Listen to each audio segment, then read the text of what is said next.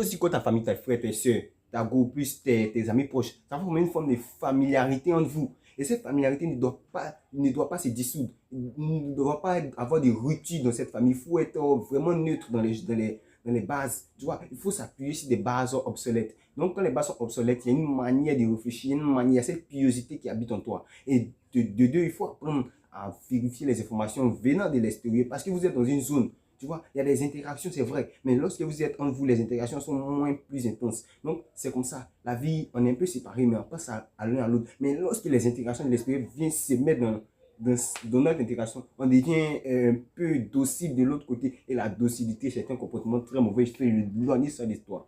Mais lorsque l'autre aussi devient docile, l'autre devient docile, ça devient bizarre. Donc, on n'a plus assez de force pour donner cette expérience de vie lamentablement troublée. Parce que lorsque l'autre devient pécunieux, il y a une certaine pécunification qui lui prend. Donc, du coup, il va chier beaucoup avec le pécu.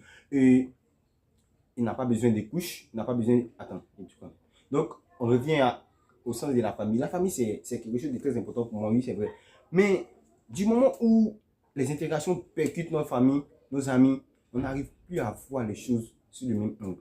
Oui, parce que quand tu vis, il faut apprendre à discerner le bien du mal. Dieu nous a dit ça dans les 10 commandements, c'est vrai. Mais si on n'apprend pas à analyser avec la juvénalotographie, la germinatolographie, on ne peut pas voir vraiment le pour et le contre. Tu ne peux pas mesurer ça. Il n'y a pas de balance spéciale pour le pour et le contre. Le pour et le contre, c'est ça et ça. Mais si tu mélanges tout ensemble, tu fais comment? Si tu prends le pour et le contre, par exemple, ça, tu peux, tu vois.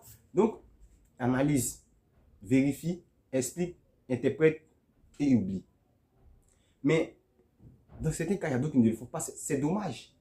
C'est dommage. Donc, les intégrations intérieures sont mauvaises. Ça, on note ça d'abord. On va parler des autres après. Les intégrations extérieures.